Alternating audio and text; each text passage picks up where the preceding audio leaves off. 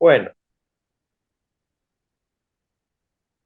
voy a comenzar diciendo que este tema de la confesionalidad o la iglesia confesional, yo le puse como título a la enseñanza a esta iglesia confesional. Este tema en particular es la base de una iglesia de sana doctrina o de una fe sana, recta, correcta y una fe doctrinalmente ordenada, que es lo importante, una fe ordenada y coherente con toda la escritura. Por otra parte, lo que vamos a ver en esta clase, y tal vez en una segunda clase, porque no alcance el día de hoy para ver todo, va a ser un resumen general de lo mucho que hay que hablar sobre estos temas, porque entre tema y tema, entre declaración de fe, una iglesia y la otra, hay mucha historia de por medio.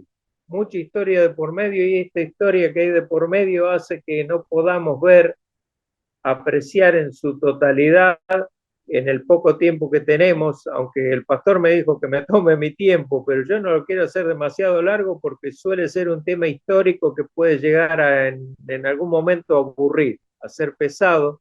Entonces vamos a tocar para que todos ustedes estén sintonizando lo mismo que todo lo que ya sabemos, el tema este de la confesionalidad, que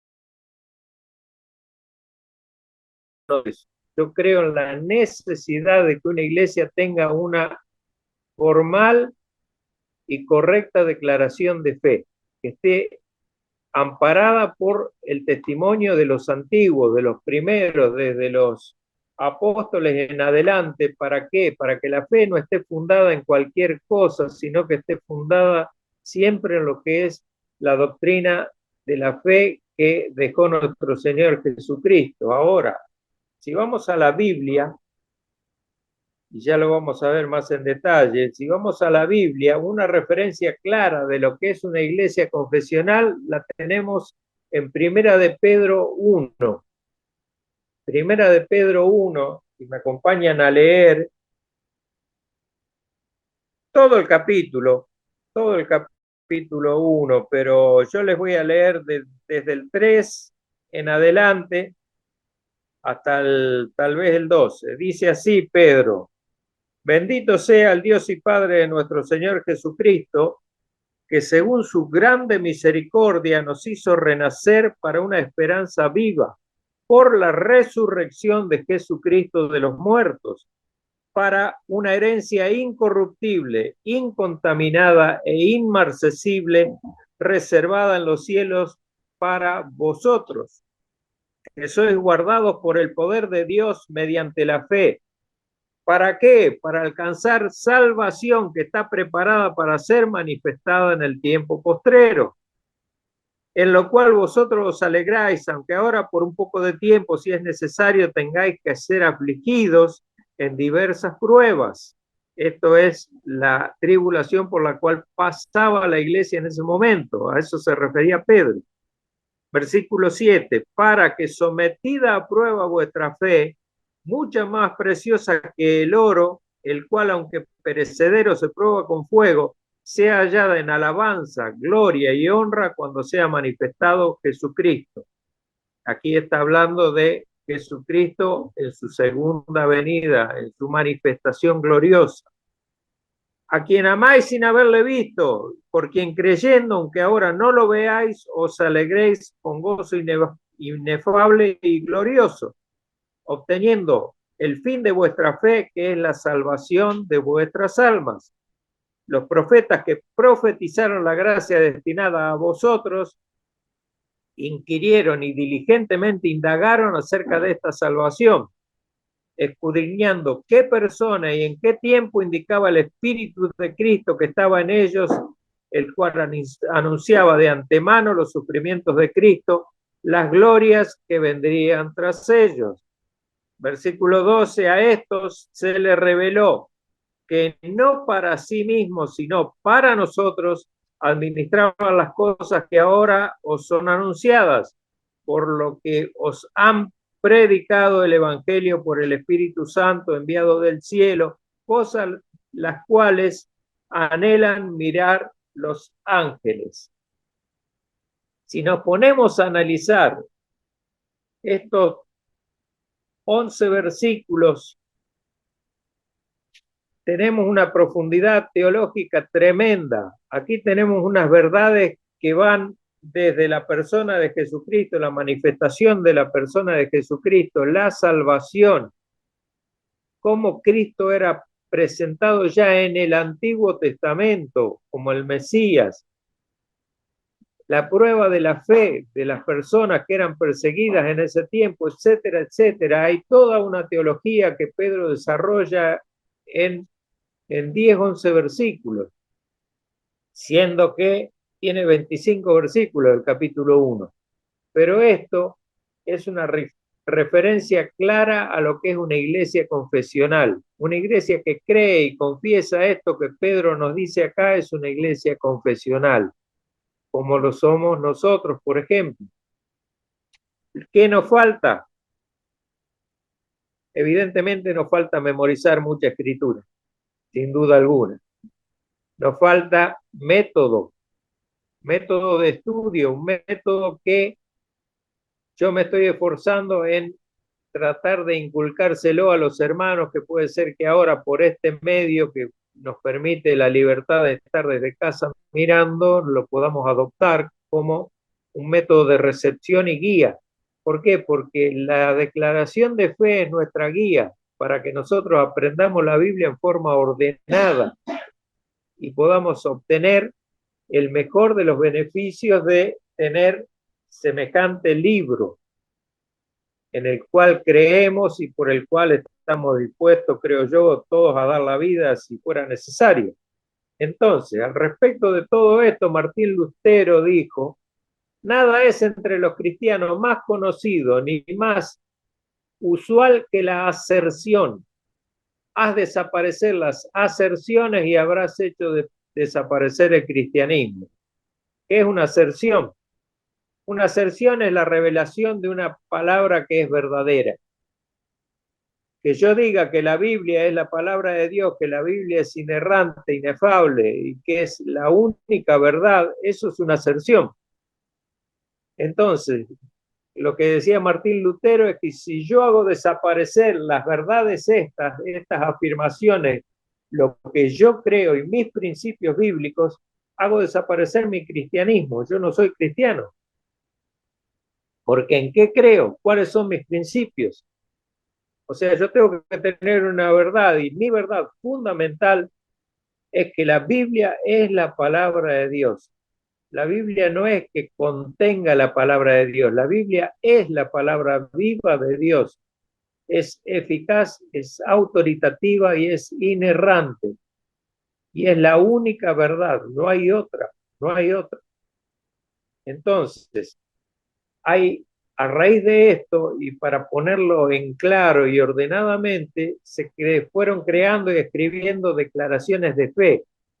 Y estas declaraciones de fe, libre de vicios, aclaro, libre de vicios, o sea, ahora voy a aclarar qué quiere decir. Un vicio es un hábito defectuoso, algo malo, un mal hábito, un defecto, una enfermedad, algo que no conviene, eso es un vicio. Entonces, una declaración de fe libre de vicios, de las más conocidas dentro del siglo XVI y XVII, que fue el auge de las declaraciones de fe más importantes que conocemos hoy, son la Confesión de Augsburgo, que fue en el 1530. Luego vino la Confesión Escocesa en 1560. Un año después la Confesión Belga en 1561. Luego los llamados 39 artículos en 1563. Después vino la Segunda Confesión Helvética en 1566. Después vino la Confesión de Westminster en los años 1646-47. En ese periodo se terminó de elaborar la Confesión de Westminster. Después vino la Declaración de Savoy en 1658 y la Confesión Bautista de Londres de 1677 y por último la Confesión de Fe de Londres de 1689, que es la que estudiamos nosotros, que estamos estudiando en este momento, a lo que hice un paréntesis para explicar el tema del congregacionalismo, la confesionalidad, etcétera, etcétera. La denominada Iglesia Baptista con P, o bautizadores, como se conocía en el primer tiempo, después fue llamado bautistas, tiene su origen en el año 1611, como le decía Héctor hoy, por dos pastores, Thomas Helwys y John Smith, que no hay que, en Ámsterdam, Holanda, no hay que confundir a este John Smith con José Smith, que es el fundador de los mormones, ¿no? José Smith vivió 200 años después, en el 1800, ahora estamos hablando de 1611. Ese fue el origen de los bautistas o la denominación de bautistas de una iglesia bautista, lo que es una congregación bautista. ¿Por qué bautista? Porque bautizaban, por eso se llamaron bautistas. En 1611, este Helwys publicó la primer confesión de fe, que fue, él la llamó una declaración de fe de los ingleses permanentes en Ámsterdam, Holanda. Después, posteriormente, la confesión de fe bautista de 1644, que fue publicada por 7 iglesias bautistas. 7 iglesias bautistas, ¿dónde? En la ciudad de Londres, en Inglaterra. Ya no en Ámsterdam, bajaron de Holanda, pasaron a Inglaterra. Estas son de orientación doctrinal arminiana, son arminianos, o sea, están los calvinistas por un lado y los arminianos por el otro. Los arminianos son los que consideran que la salvación se puede perder, que el hombre no está totalmente corrupto en pecado, etcétera, etcétera. Hay un montón de cosas que nacen de la controversia de Pelagio con Agustín en el 400. 417, el 429, Agustín y Pelagio se estuvieron peleando por el tema y bueno, el que ganó la pulseada fue San Agustín, que defendía las doctrinas de la gracia, que son las doctrinas bíblicas que nosotros podemos aprender directamente tomando de la Biblia, sin poner de por medio nuestras conjeturas o lo que a nosotros nos parece.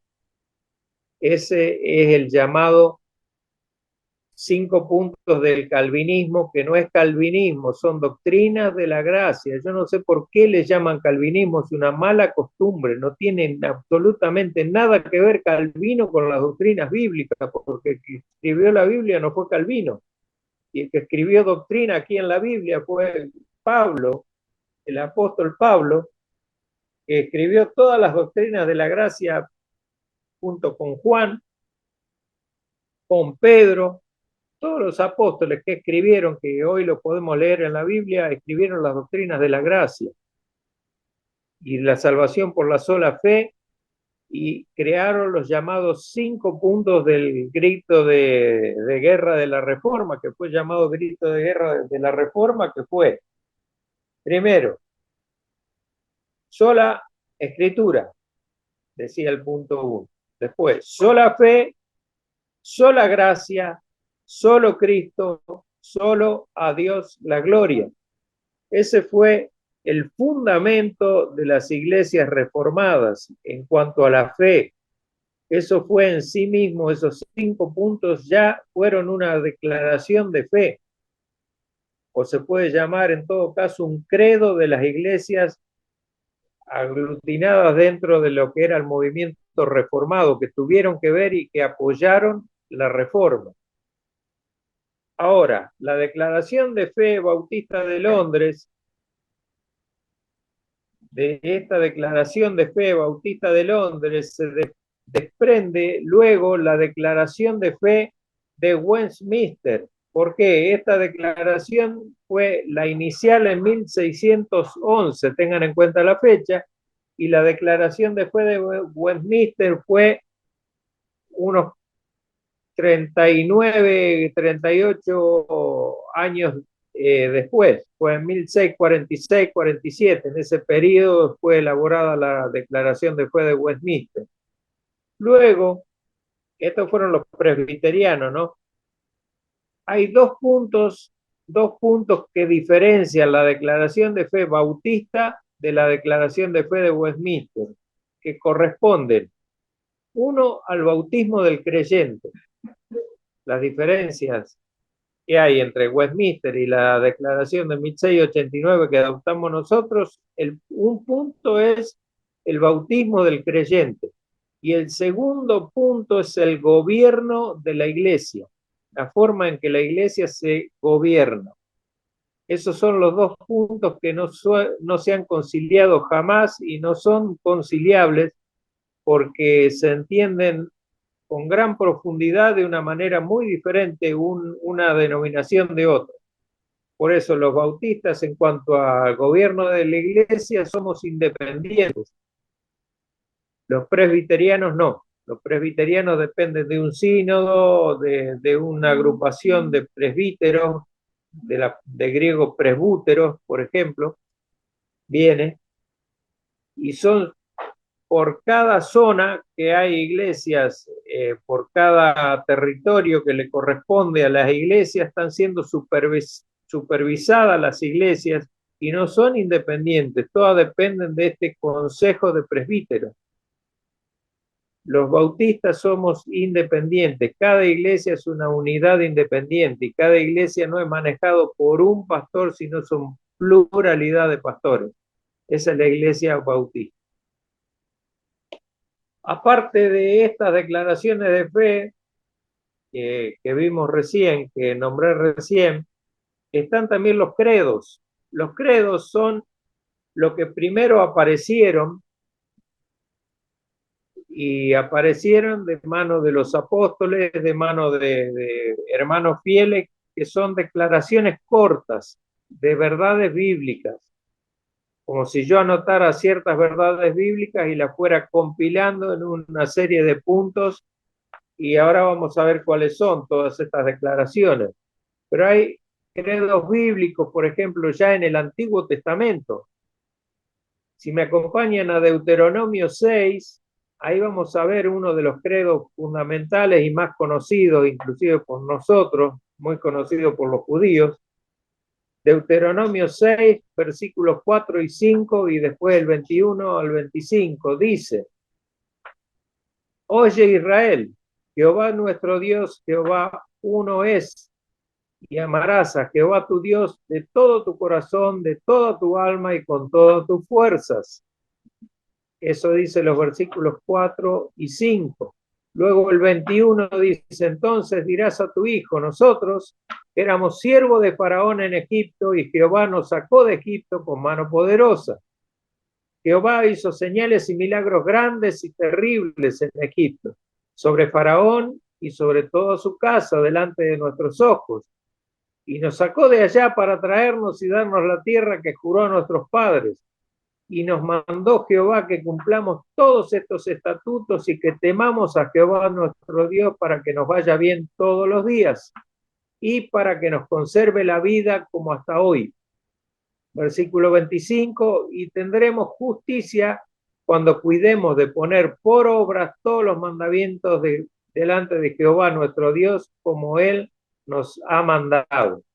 Esto podemos decir que en sí es una declaración de fe intrabíblica, o sea que la podemos leer textualmente de la Biblia. Esto lo han creído los judíos desde los primeros tiempos y lo creemos hoy nosotros, y para nosotros no es en sí una declaración de fe, pero sí es una verdad declarada muy fuerte y en lo que creemos, en lo que no puede ser de otra manera. Jehová nuestro Dios, Jehová uno es. Pero ¿qué pasa?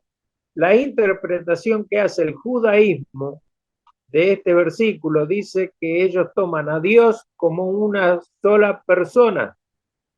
Y nosotros no tomamos a Dios como una persona, sino como un ser en tres personas, que es muy diferente. Entonces, ellos viendo la Trinidad desde Génesis 1:1, viendo la Trinidad desde Génesis 1:1, Génesis 1:26, cuando delibera la Trinidad para crear al hombre y dice, hagamos al hombre a nuestra imagen y semejanza, y la palabra que utilizan para nombrar a Dios es la palabra Elohim, y Elohim es un Dios plural, no es un Dios único. Entonces, desde ahí ellos tendrían que ir analizando cómo se va manifestando Dios de diferentes maneras, en diferentes oportunidades, para poder ver la Trinidad de Dios. No solo la Trinidad, sino la triunidad de Dios, porque Dios es trino, pero siempre se manifiesta como una persona y las tres personas a la vez. Es algo difícil de entender, pero es así. Si no lo interpretamos así, caemos en una herejía, que se llama modalismo, que ya lo vamos a ver. Bien, en el Nuevo Testamento también existen, podemos leer tipo de declaraciones de fe, por ejemplo, en Mateo 16, 15 y 16, si me acompañan a leerlo, es la declaración que hace Pedro en Mateo 16. A ver si lo encontramos rápido.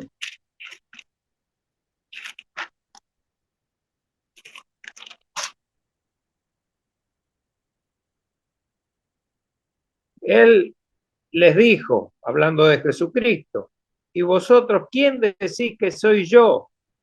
Y respondiendo Simón Pedro dijo, tú eres el Cristo, el Hijo del Dios viviente. Esa es una fuertísima, fortísima y grande declaración de fe. Tú eres el Cristo, el Mesías, quiere decir, el Hijo del Dios viviente. Y en Juan 14:6 está Jesucristo declarando su deidad y diciendo, yo soy el camino y la verdad y la vida. Nadie viene al Padre sino por mí. Esa es otra declaración de fe que es irrevocable. Y así en el Nuevo Testamento encontramos muchísimas más declaraciones de fe, no solo en los evangelios, sino en cada una de las epístolas escritas por Pablo y por los demás apóstoles, por Pedro y por los demás por Juan, etcétera, etcétera, etcétera, que han escrito y que han dejado para nosotros que lo tomemos como algo, una marca de fe en nosotros. En nosotros tiene que ser una fortísima marca de fe, una marca indeleble de fe, cada una de estas afirmaciones. Y ahora vamos a contestar la pregunta, ¿por qué tener una declaración de fe que seguramente le da vuelta en la cabeza a más de uno? ¿Por qué tenemos que tener una declaración de fe si hay muchas iglesias? Yo conozco varias iglesias, no sé ustedes, pero hay muchas iglesias que no tienen declaración de fe, sino una declaración de fe cortita que tiene 12 puntos, 13 puntos y se terminó. Y la mayoría la descargó de internet, la bajó de internet. O la copió de otra iglesia que es parecida y que cree más o menos lo mismo y piensa más o menos lo mismo. Ahora, ¿por qué son tan importantes? También otra pregunta es, ¿por qué son tan importantes las declaraciones de fe? Bien, vamos a contestar esto en 7 puntos. Les voy a nombrar 7 puntos por los cuales una declaración de fe es tan importante para nosotros. Primero, porque la declaración de fe defiende las grandes verdades del Evangelio. Las grandes verdades del Evangelio bíblico son la defensa, son ejecutadas a través de las declaraciones de fe, que nos guían adecuadamente para esto. El segundo punto dice que resume el eje central de las Escrituras. O sea, traza una línea central por toda la Escritura y resume en ese eje central las doctrinas principales para que nosotros las podamos conocer fácilmente. Tercero, ¿nos protege de qué? De las falsas enseñanzas, de los falsos maestros. Cuarto punto, nos da como iglesia una identidad. Nosotros como iglesia, si no tenemos una declaración de fe, no tenemos una identidad clara, bien asumida, y no podemos defendernos adecuadamente. Quinto, nos ayuda a la hora de estudiar la Biblia y de profundizar en la Biblia, nos ayuda la declaración de fe. Sexto, protege la membresía de la iglesia. Protege la membresía de la iglesia. Y séptimo y último punto, resalta la importancia de la mente en el discipulado. Ya les voy a aclarar cuando desarrolle cada uno de los puntos qué significa esto. Muy importante, muy importante. Desarrolla la mente en el discipulado. Vamos al primer punto. Una declaración de fe defiende las grandes verdades del Evangelio, habíamos dicho. Bien, las declaraciones de fe protegen las preciosas verdades que constituyen el fundamento del Evangelio bíblico, el verdadero Evangelio de salvación. A saber, y estos son las 5 preciosas verdades que ustedes deberían anotar y tenerlas bien claras, porque son la esencia del Evangelio y la esencia de lo que nosotros creemos. Primero, la naturaleza trina y santa de Dios. La segunda verdad, el pecado humano. La tercera, la doble naturaleza de Cristo. Cristo fue 100% hombre y 100% Dios. Cuarto, su muerte expiatoria. Quinto, su resurrección literal al tercer día por amor a sus escogidos. Esas son 5 verdades preciosas que nosotros debemos guardar, porque es la médula del Evangelio bíblico. Sin las 5 nos ayuda a la hora de estudiar la Biblia. Tengo un alumno acá que me preguntaba, por eso les di. Las declaraciones de fe entonces protegen estas 5 preciosas verdades, y estas verdades no son negociables en nuestra profesión y nos enseñan cómo podemos ser salvos y heredar la vida eterna. ¿Cómo podemos ser salvos y cómo podemos heredar la vida eterna? Hay que desarrollarla cada una de estas porque son verdades básicas las cuales hay que desarrollar. La Trinidad de Dios, cómo se manifiesta, dónde la encontramos en la Biblia, cómo lo podemos ver, porque la Trinidad no figura, es una palabra que no figura en la Biblia, es una enseñanza que nosotros adoptamos de aprender de cómo Dios se va manifestando a través de la historia. Y la revelación de Jesucristo aporta muchísimo a esto cuando Él dice quién es el Hijo de Dios, cuando nombra al Padre, cuando nombra al Espíritu Santo, cuando nombra que el Padre enviará o Él enviará al Espíritu Santo, etcétera, etcétera. Hay mucha teología dentro de cada uno de estos 5 puntos.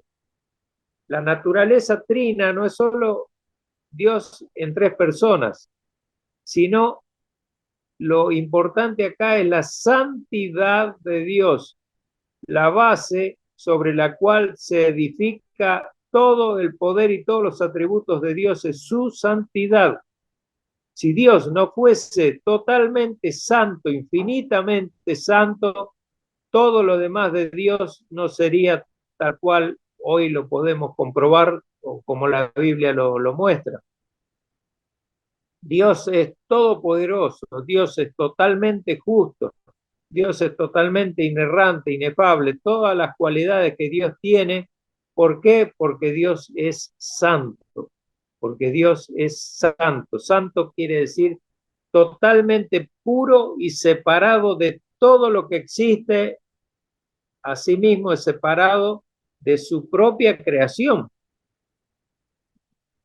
Pero acuérdense cuando vimos el Dios trascendente y el Dios inmanente. Al ser un Dios trascendente, un Dios todopoderoso, un Dios que tiene todos esos atributos tremendos que no son transferibles o comunicables al hombre, tiene también esa grandeza como Dios amoroso, de ser un Dios inmanente, de estar con nosotros y en nosotros, un Dios con el cual nosotros podemos intervenir o confraternizar o empatizar o charlar o a través de la oración, ese Dios cercano, a la vez de ser trascendente, es un Dios inmanente. Eso lo puede hacer solamente Dios. Y esas verdades bíblicas, desde los días del credo niceno del año 325, que las conocen los apóstoles y todos los que escribieron los credos, de ese año en adelante las declaraciones de fe cristianas han procurado entrelazar la doctrina de Dios, que teológicamente se llama la teología propia, o sea, la teología de Dios es Dios Padre, Dios Hijo, Dios Espíritu Santo, la Trinidad de Dios, la Cristología, etcétera, etcétera, todo lo que tiene que ver con Dios, entrelazado con la salvación, porque solamente un Dios trino puede salvar. Un Dios que fuera una sola persona no podría salvar. ¿Por qué? Porque Dios el Padre es quien ordena a quienes hay que salvar. Dios el Hijo es quien salva, quien carga con el pecado de ellos para sufrir sobre su cuerpo la ira de Dios, y el Espíritu Santo es quien aplica la redención, que es el trabajo que hace Cristo en la cruz por nosotros. Entonces, las tres personas de la Trinidad son las que tienen la injerencia para salvar. No puede salvar un Dios que sea una sola persona. Además, Dios se tuvo que humanizar, se tuvo que encarnar. ¿Para qué? Para poder derramar su sangre, porque sin derramamiento de sangre, como ya explicaba la vez pasada, no hay remisión de pecado, no existe remisión de pecado sin derramamiento de sangre. Dios no tiene sangre, porque Dios es espíritu. Entonces, Dios se tuvo que encarnar por ese motivo. Además, solamente un Dios, alguien poderoso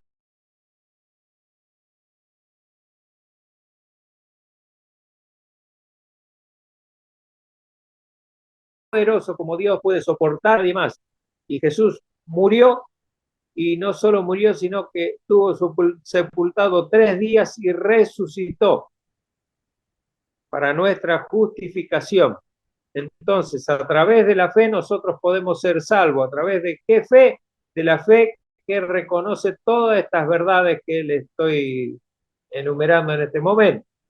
Nosotros somos salvos por la fe, pero no por cualquier fe, por una fe que nos dio Dios cuando nos llamó a salvación. En otro caso, la fe humana no puede salvar. ¿Por qué? Porque puesta a prueba vuestra fe, como dice Pablo, y como dice Pedro también, fue puesta a prueba vuestra fe, como el oro, como leímos recién, que es refinado por fuego. Nosotros, si tenemos una fe humana, escapamos, porque te dicen, negá a Cristo, te mato, y no, está bien, yo niego a Cristo, no lo conozco, no tengo nada que ver con Cristo. Entonces, nuestra fe humana no sirve para salvar. Tiene que ser la fe que Dios nos da cuando nos llama a salvación, cuando nos resucita de nuestra muerte espiritual. Ahí nos da esa fe por la cual somos salvos. Si no, no somos salvos.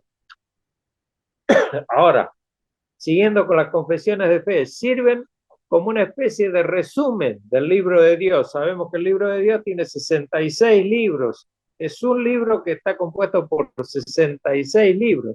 Sabemos que es un libro que estuvo escrito alrededor, por un término, un lapso de alrededor 1500, 1600 años. Sabemos que son más de 40 las personas que, inspiradas por el Espíritu Santo, escribieron este libro.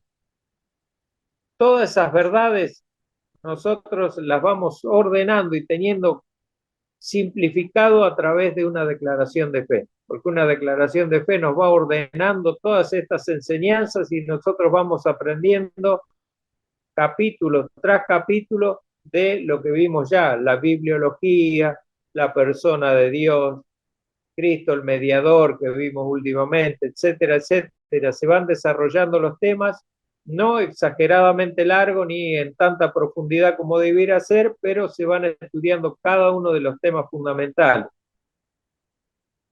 Tercer punto, una declaración de fe nos protege de los falsos maestros. Lo que vimos recién fue el segundo punto, no sé si se los leí yo, que es una declaración de fe, resume el eje central de la escritura. El tercer punto dice que una declaración de fe nos protege de los falsos maestros. Ya en el Antiguo Testamento,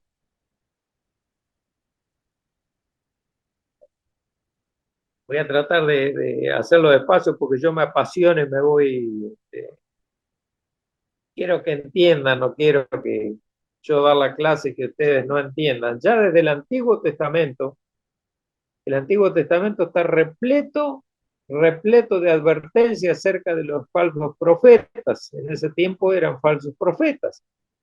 Y encontramos más de lo mismo en el Nuevo. Ya en el Nuevo se llaman falsos maestros, ya no falsos profetas. En los primeros siglos de la Iglesia, varias sectas y varias religiones querían acabar con el cristianismo. Desde el inicio mismo de la Iglesia estaban los gnósticos, los modalistas que le nombré hace un rato, y los judaizantes como tres principales oposiciones a Cristo. Los gnósticos, los modalistas y los judaizantes. ¿Qué son cada uno de estos? Los gnósticos son aquellos que defienden un misticismo religioso que dicen que la sabiduría está reservada por unos pocos elegidos, y los demás tienen que callarse la boca y seguir a lo que dice el santo que los guía. Los modalistas, entre otras cosas, ¿no? Porque tiene una bifurcación muy grande. Los modalistas son muy peligrosos y nosotros mismos podemos caer en el modalismo de muchas maneras si no tenemos cuidado cuando nos expresamos y cuando estudiamos la palabra de Dios. Yo les decía hace un rato que Dios es un Dios trino, ¿verdad? Y que Dios no es una persona, Dios es un ser en tres personas, que es diferente, es un ser en tres personas. El modalismo que dice que Dios cuando se manifiesta siempre como una persona y no tiene nada que ver con las otras dos. Cuando el Espíritu Santo se manifiesta como Dios el Espíritu Santo, y el Padre no tiene nada que ver y el Hijo tampoco. Y así el Hijo cuando se manifiesta es el Hijo solamente y nada que ver con el Padre y nada que ver con el Espíritu Santo. Entonces el modalismo, yo lo he escuchado y he escuchado enseñanzas modalistas, por ejemplo, de pastores que no tienen clara la Trinidad ni cómo Dios se manifiesta, ni la teología propia que habla de lo que es la persona de Dios, que enseña lo que es la persona de Dios. Entonces hablan disparates y esos disparates terminan siendo herejías. Hay que tener cuidado. El modalismo es eso. Dios siempre se va a manifestar como un solo Dios en tres personas. Siempre. Así sea Jesucristo quien está hablando Jesucristo, dice, yo no hablo nada por mí mismo, sino lo que escucho del Padre, eso hablo. Siempre Dios está manifestándose en una o dos personas, en dos personas o tres, perdón, pero no como una sola unidad. El Padre nunca es el Padre solamente, el Padre siempre nombra al Hijo o al Espíritu, y el Espíritu Santo siempre actúa bajo se puede decir, las órdenes de Jesucristo o del Padre. El Espíritu Santo ejecuta lo que el Padre quiere que se haga a través de la dirección de Jesucristo. En fin, hay toda una teología al respecto de cómo el Espíritu Santo actúa, si lo envía el Padre, lo envía el Hijo, lo envían los dos, etcétera, cómo va, cómo viene, cómo es la relación intratrinitaria. No vamos a entrar a eso ahora porque es muy complejo y muy largo. Ahora tenemos estos tres grupos, entonces, los gnósticos, los modalistas y los judaizantes. Esto no terminó en el primer siglo, no se diluyó en el segundo siglo ni desapareció en el tercer siglo. Actualmente, en el siglo XXI, nosotros tenemos una fuerte influencia del judaísmo, de los judaizantes, tenemos una fuerte influencia de los modalistas y tenemos una fortísima influencia de los gnósticos. Los gnósticos, a través del liberalismo, nos están matando, nos están llevando a desviaciones tremendas. Cuando se niega, se relativiza la verdad de Dios. En nuestros días nos encontramos rodeados totalmente de falsos maestros. Algunos se han entregado a la mentira de la confesión positiva. No sé si ustedes han escuchado el tema de la confesión positiva. Convierten al Todopoderoso en un simple títere, puesto a satisfacer los caprichos de los creyentes. Por esa razón hay multitudes que ya no oran en humillación, no oran en humildad delante del Señor, sino que atan, desatan, declaran, decretan, todo con prepotencia, como si Dios está a las órdenes de ellos. Ustedes la escucharon a la Ana Maldonado o a Guillermo Maldonado, son tremendos desviados, son falsos maestros, muy falsos maestros, son terribles, son títeres de Satanás esa gente. Yo no estoy capacitado para atar nada ni desatar nada. Lo que la Biblia nombra como atar y desatar es otra cuestión, no tiene nada que ver con que yo haga eso para que Dios obre de acuerdo a lo que yo hago. No es así. Yo no soy quien para declarar nada. Dios no es mi sirviente para que yo decrete y Dios haga. No es así.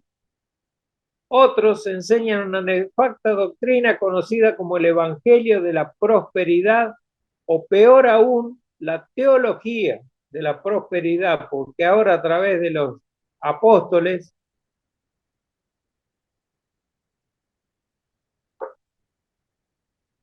que han aparecido desde hace varios años ya, los famosos apóstoles, se ha desarrollado una teología de la prosperidad, no se conformaron con el Evangelio de la Prosperidad. Y ellos dicen y sostienen y enseñan que los más ricos son los que tienen más fe. Y son las personas que son más sanas. Y si uno es pobre y enfermo es porque tiene poca fe o no tiene fe. Entonces, después de esto vienen los liberales, los creyentes liberales, creyentes entre comillas. ¿Por qué? Porque estos son los que defienden el famoso movimiento colectivo LGTB, LGTBIQ y no sé cuántas letras más que le van agregando cada año y una letra nueva.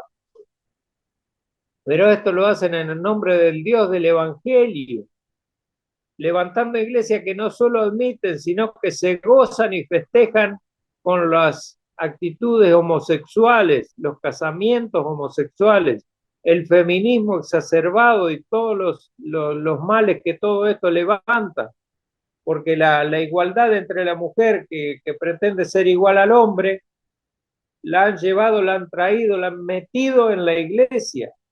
Y hoy tenemos pastoras que dominan a toda la congregación, cuando la Biblia condena el pastorado femenino. Dice que la mujer calle en la congregación y aprenda con sujeción en su casa, escuchando a su marido. No es que la mujer sea inferior al hombre, pero la mujer tiene un rol que cumplir en la iglesia, lo mismo que en su casa, que no es el de ser líder. La cabeza de la mujer es el hombro, dice la palabra de Dios, y la cabeza del hombre es Cristo. No hay otra forma de mover esto salvo que se esté tratando con una falsa doctrina, con un falso adoctrinamiento, con un falso evangelio. Entre tantos engañadores hace falta una buena confesión de fe. ¿Para qué? Para que sepamos desenmascarar a estos falsos maestros con argumentos serios, argumentos fuertes. Nosotros debemos estudiar la declaración de fe, saber qué dice y saber dónde está escrito, en qué lugar está. El apóstol Juan, si me acompaña a primera de Juan 4:1 y lo leen, dice: amados, no crean a todo espíritu, sino que prueben los espíritus para ver si son de Dios, porque muchos falsos profetas han salido al mundo. Juan 4:1. Punto 4. Sí, primera de Juan 4:1. Punto 4. Una declaración de fe nos da identidad. Si hay algo que necesitamos como iglesia para poder dar un testimonio acorde, un testimonio serio, es tener una identidad. No podemos ser una iglesia sin identidad. Cuando estudiamos los grandes credos de la Iglesia Universal, como por ejemplo el credo apostólico, que fue uno de los primeros, fue escrito alrededor del año 300 por los apóstoles.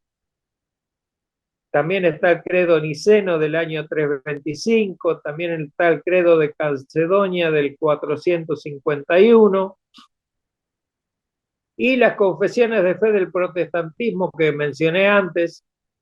Nos sentimos identificados con una iglesia universal del Señor Jesucristo. Vemos la magnitud de la iglesia como un fenómeno mucho más grande que nuestra congregación.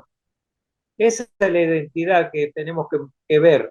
Somos mucho más grandes como iglesia que nuestra propia congregación. La iglesia universal de Cristo es una iglesia muy grande. Por eso la importancia de la declaración de fe, porque nosotros no nos podemos mezclar con cualquier iglesia que apunte al ecumenismo, porque el ecumenismo es satánico. El ecumenismo es limar las asperezas y relativizar las verdades fundamentales del Evangelio para hacer coincidir una religión con otra. Y nosotros no somos religión, nosotros somos relación del hombre con Cristo, directa relación de cada uno de nosotros con Cristo, por medio de lo cual Cristo nos salvó. ¿Por qué? Porque el Padre nos llamó a salvación y nos declaró hijo suyo a través del sacrificio de Cristo. Entonces no podemos unirnos con cualquier iglesia que no tenga una declaración de fe como la nuestra y no crea lo que nosotros creemos.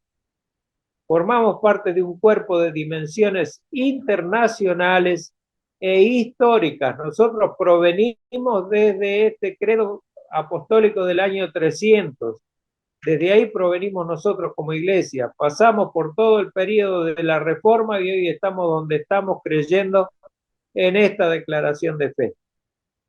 Son muchísimos los mártires que hay a lo largo de la historia. No podría ponerme a nombrarlo porque son miles y miles y miles. Dieron su vida, sufrieron mucho por su decisión. No obstante, cada uno de ellos no renegó de su profesión de fe.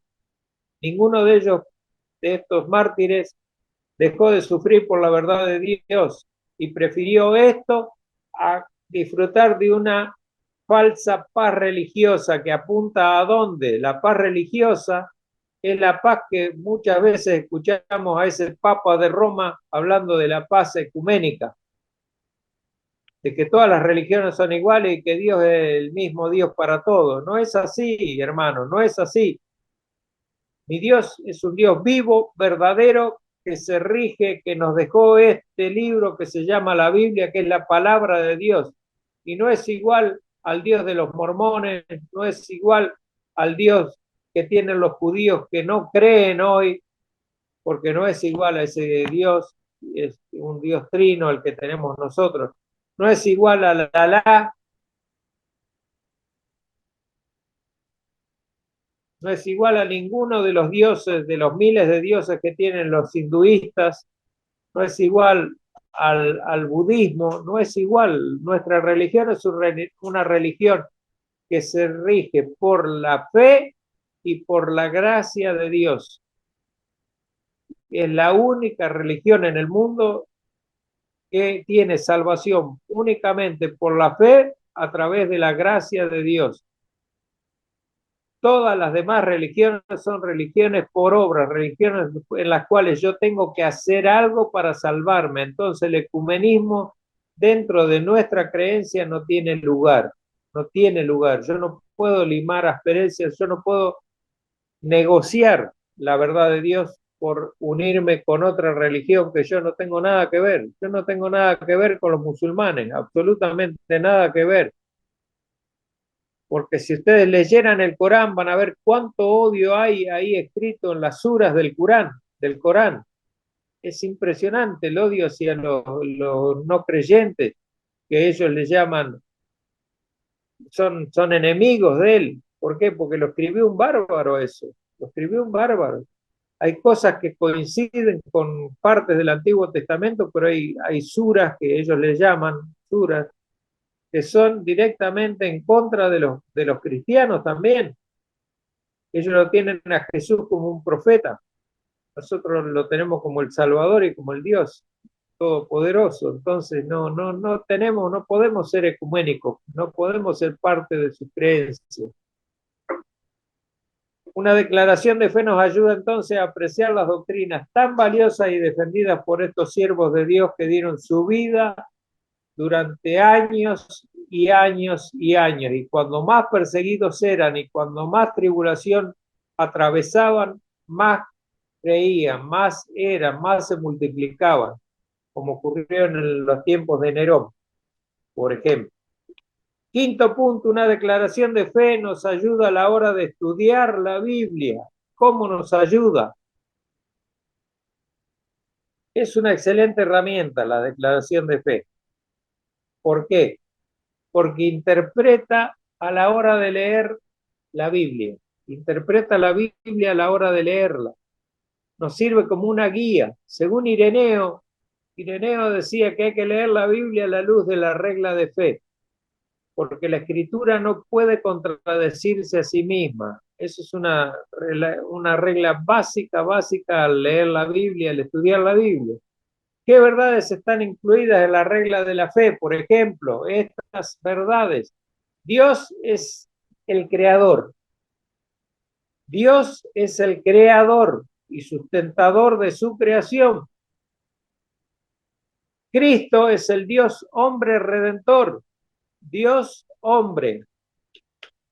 Las dos cosas, 100% una y 100% la otra. Dios hombre redentor.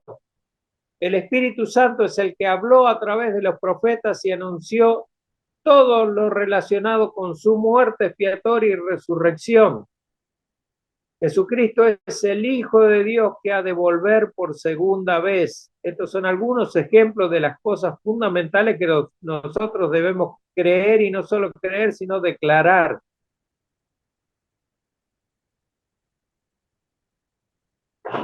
Esto es una de las ayudas que nos da también, es que nos hace ver que la Biblia es inerrante.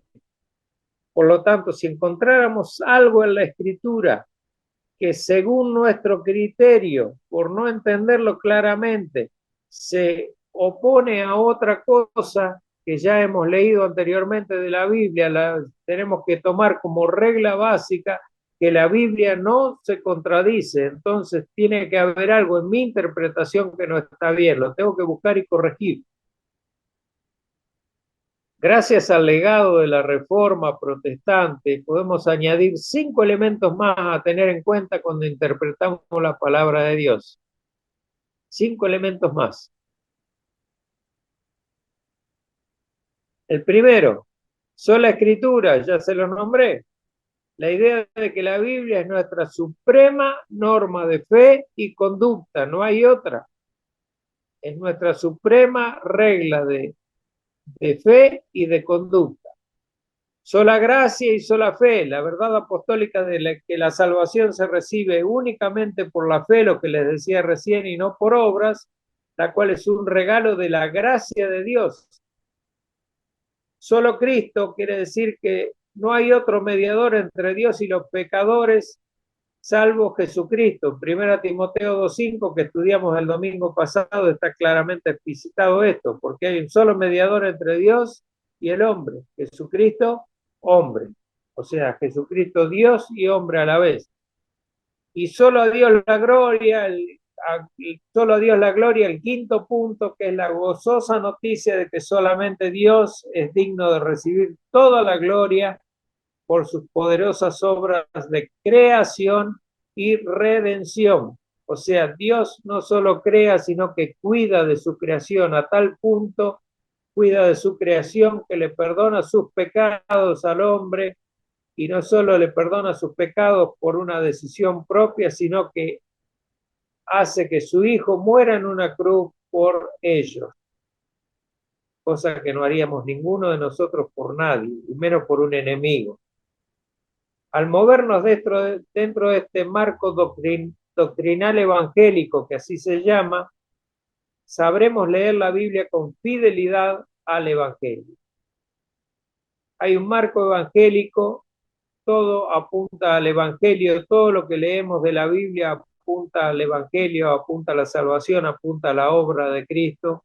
Por eso que debemos, desde que leemos, desde Génesis en adelante, toda la Biblia, siempre tenemos que buscar a Cristo. ¿Dónde está Cristo? ¿Dónde se nombra? ¿Dónde se insinúa? ¿Dónde se manifiesta Cristo de alguna manera?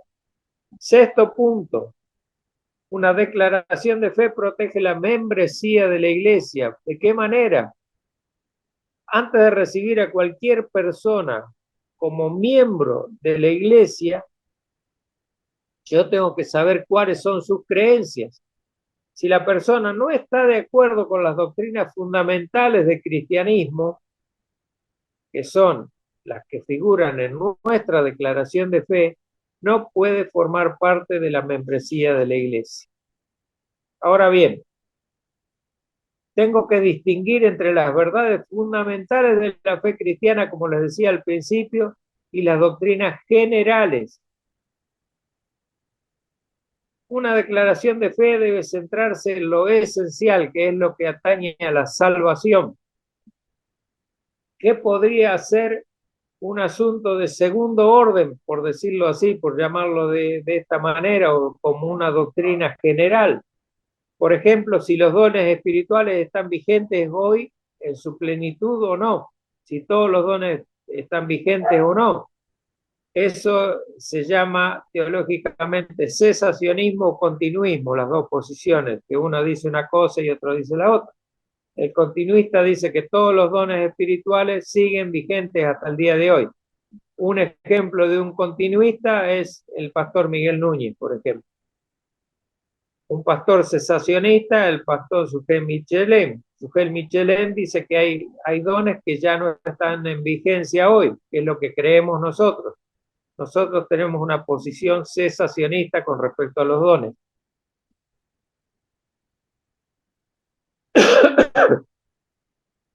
Otra, si hay que celebrar la Santa Cena, como les decíamos, todos los domingos o no. Hay algunos que lo celebran todos los domingos, otros que lo celebran una vez por mes como nosotros, otros que lo celebran cada 6 meses, cada 3 meses, depende cómo les cae bien.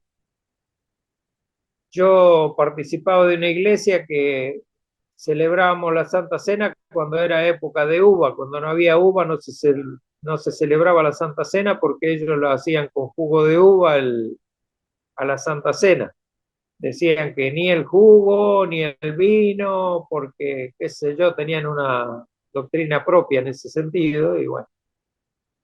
Pero cada cual toma estos aspectos, estas ordenanzas que dejó nuestro Señor Jesucristo a su manera, y no por eso son enemigos de la fe o tienen una fe retorcida, sino que simplemente tienen una doctrina de las generales que está interpretada de otra manera como nosotros no la interpretamos. Entonces eso se llama adiáfora, así la llamaban los judíos, los reformadores los llamaban adiáfora, o sea, las doctrinas que algunos llaman equivocadamente secundarias, que para mí no son secundarias, no existen, ya les digo. La otra es si Cristo vendrá antes o después del milenio, cosas que hablábamos con un hermano, el hermano Héctor, hace un rato. Si, es, si hay que cantar himnos o hay que cantar canciones de moda o canciones que son ya con instrumentos que no sean un simple órgano, sino ya tiene que armar una banda y tocar esa banda, las alabanzas que salen de moda, etcétera, etcétera.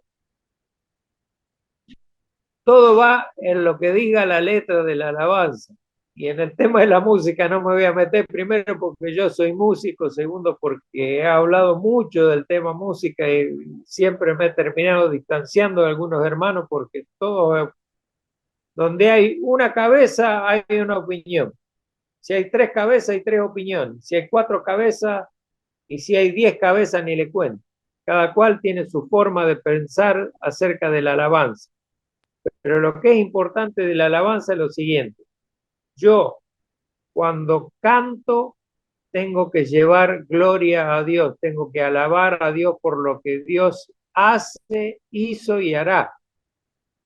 No importo yo, no es que yo me rinda o que tu amor, que hay canciones que yo escucho y son muy lindas, son muy melancólicas y yo le llamo música de telenovela cristiana, tipo Cicatrices, por ejemplo. Y hay gente que, hermanos en la fe y algunos que no son tan hermanos, son medios primos nomás en la fe, que son compositores de música, que han creado unas músicas maravillosas, hermosas músicas. Hay letras que tienen que son letras muy bíblicas y doctrinalmente correctas, pero son canciones que hablan del amor de Dios y algo liviano como ese Dios de amor. No hablan del Dios justo, no hablan del derramamiento de sangre de Cristo en favor nuestro, no hablan de la obra de Cristo en nuestro favor. No, no, que yo cante, yo me rindo a ti, es diferente a yo te rindo honor y te traigo gloria por lo que has hecho en mi salvación, es muy diferente. Entonces son muy diferentes los himnos, los antiguos himnos bautistas a la alabanza que hay hoy, salvo los casos muy especiales de letras que son las que cantamos nosotros, que son de iglesia reformada, son canciones muy bíblicas, son canciones y letras que alaban la persona de Dios, la persona de Cristo, la obra de Cristo, la redención, pero no todas las canciones ni no todos los grupos de alabanza tocan este tipo de canciones. Hay muchos que se inclinan por la música de telenovela cristiana. Pero en fin, la declaración de fe protege a la membresía de la iglesia ordenando ciertas cuestiones. Pero la cuestión de la música que toqué ahora último no es un ejemplo, porque cada pastor la interpreta como quiere también. Y no hay nada de malo en que yo cante algunos temas de Jesús Adrián Romero que son todos melancólicos y no sé si se lo canta Cristo, se lo canta la novia o se lo canta no sé a quién, porque hay muchas canciones que son así, ¿no? Pero bueno, ahí nomás, dejamos. El séptimo punto, así terminamos por esta noche, porque si no se va a hacer muy largo, es largo lo que resta. Séptimo punto dice que una declaración de fe resalta la importancia de la mente en el discipulado, y esto es muy importante, hermanos. La mente en el discipulado, ¿qué significa esto? En medio de una generación posmoderna como lo que estamos viviendo, una generación de la sin razón, la época de la sin razón, como la llamaba Schaffer, impera el relativismo en todo, debemos pasar por alto, no podemos dejar pasar por alto la esfera de la mente. ¿Por qué? Porque nosotros estamos rodeados de un mundo que es emocionalista y nos lleva al emocionalismo.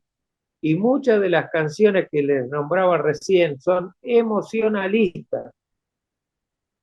Yo no estoy de acuerdo con cuando pone la música melosa y me baja la iluminación del local y me hacen y empieza uno a hablar detrás de la canción que está tocando y empiezan a hacerme preparar el bolsillo para que yo pueda ofrendar con más ganas y más abundantemente. Esas cosas no van, pero estamos en un mundo emocionalista y ese emocionalismo se ha metido en la iglesia.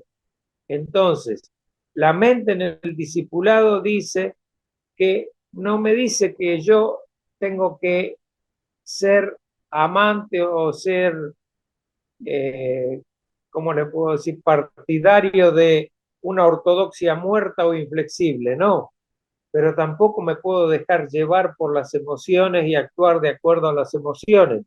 Necesitamos de todas maneras y a como dé lugar poner la mente en el discipulado.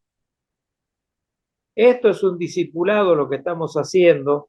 El estudio de la declaración de fe es un discipulado. Cuando el pastor a mí me pidió si quería hacer el discipulado, yo le dije que sí, tengo muchas ganas de hacer el discipulado. ¿Con qué lo haría el discipulado? Con la declaración de fe de Londres. ¿Por qué? Porque la declaración de fe de Londres es la base de nuestra doctrina. Y yo, estudiando la declaración de fe de Londres, tengo el mejor discipulado que pueda tener. Aún mayor alcance tiene que si yo discipulada con el Catecismo Mayor de Westminster, por ejemplo. El catecismo, saben ustedes que son preguntas y respuestas sobre determinados temas. Pero por mi experiencia, las preguntas y respuestas sobre un determinado tema no me deja demasiado a mí, más que el conocimiento en el momento. Después yo me olvido de las cosas. Después yo me olvido y tengo que volver a repetir el mismo discipulado para que me vayan quedando los diferentes puntos en la memoria. Es una cuestión nuestra de memorizar. Ahora, para esto nuestro Señor nos dio dones. En Efesios 4, vamos a Efesios 4. Efesios 4:11, y leemos del 11 al 15, vamos a leer. Y él mismo, hablando del Señor Jesucristo, constituyó a unos apóstoles, a otros profetas y a otros evangelistas, a otros pastores y maestros, a fin de perfeccionar a los santos para la obra del ministerio, para la edificación del cuerpo de Cristo, hasta que todos lleguemos a la unidad de la fe y del conocimiento del Hijo de Dios, a un varón perfecto, a la medida de la estatura del don de Cristo, para que ya no seamos niños fluctuantes llevados por doquiera de todo viento de doctrina, por estratagemas de hombres que para engañar emplean con astucia las artimañas del error, sino que siguiendo que la verdad en amor crezcamos en todo, en aquel que es la cabeza, esto es Cristo. Al fin y al cabo, Jesús no solamente nos llamó a amar a Dios, no solamente nos llamó a amar a Dios con todo nuestro corazón, con toda nuestra fuerza, sino también con toda nuestra, ¿qué? Nuestra mente. Mateo 22:37 dice eso, anótenlo y después lo leen. Amarás al Señor tu Dios con todo tu corazón, con toda vuestra fuerza y con toda vuestra mente, dice el Señor. Una declaración de fe señala las verdades objetivas a las que debemos estar atentos, hermanos. Una muestra de esta falta de interés en la verdad objetiva es el avance del movimiento ecuménico, donde millares de iglesias se unen por amor a la unidad, escuchen bien, la unidad socio-religiosa, o sea, la sociedad unida a través de una religión única. Esta religión única es la religión del anticristo, que cuando esto se produzca ya está a las puertas del Señor para venir, para volver. No obstante, se olvidan de que la verdadera unidad de la iglesia no se basa en intereses políticos, y esta unidad socio-religiosa es un interés político, sino en la verdad del evangelio. Spurgeon afirmaba con su característica dureza, era un hombre bien duro para expresarse, decía: una unidad que no esté fundamentada en las doctrinas no negociables de la fe cristiana es la unidad del infierno. Una unidad que no esté fundamentada en las doctrinas no negociables de la unidad cristiana es la unidad, en la fe cristiana es la unidad del infierno. La verdad objetiva y la mente humana tiene un papel imprescindible que desempeñar en nuestros días. De allí la gran necesidad de las declaraciones de fe. Vamos a ver la hora que es, porque 10:30. Ya vamos a parar aquí, hermanos. No quiero pasarme demasiado, abusar de su buena voluntad y sus ganas de aprender.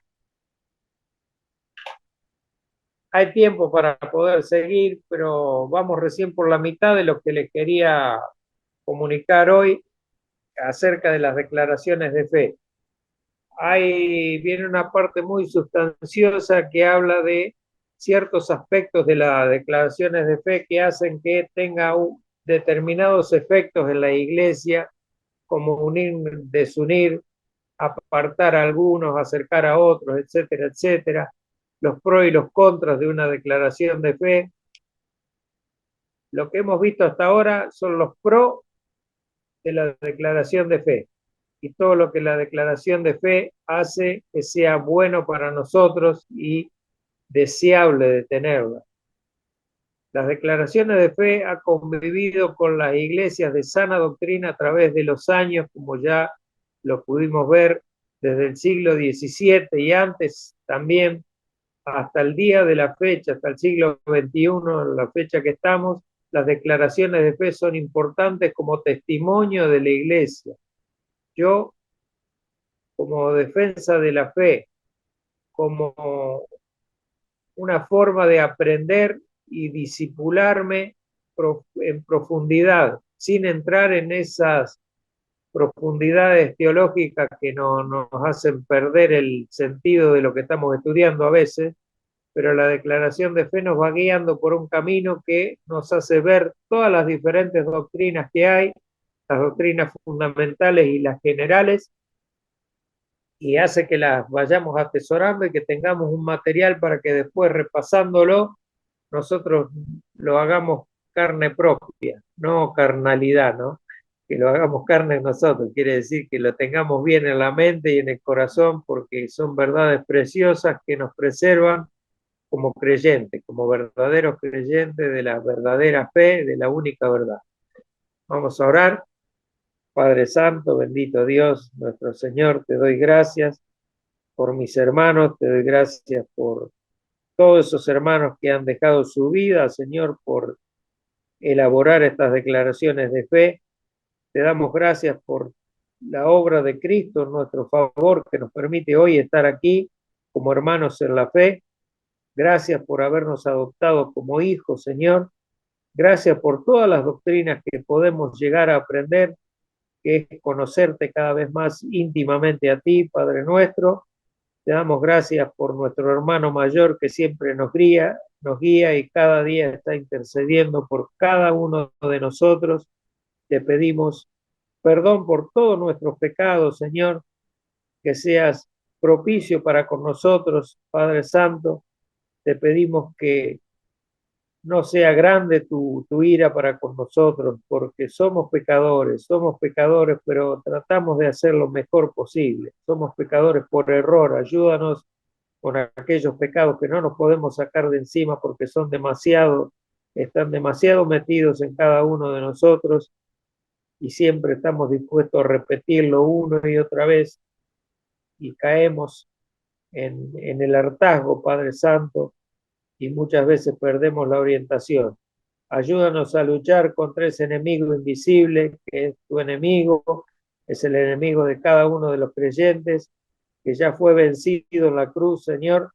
Ayúdanos a creer, ayúdanos a que no nos decaiga la fe y que podamos tener siempre tu presencia con nosotros podamos ser conscientes de que Cristo está cerca nuestro, de que su Espíritu Santo está viviendo, morando en cada uno de nosotros, los creyentes, y que tú, Padre, nos miras, nos ves, y eres un Dios no solo trascendente, sino también inmanente, que está con nosotros todos los días, como Jesucristo dijo que estaré con ustedes todos los días hasta el fin del mundo.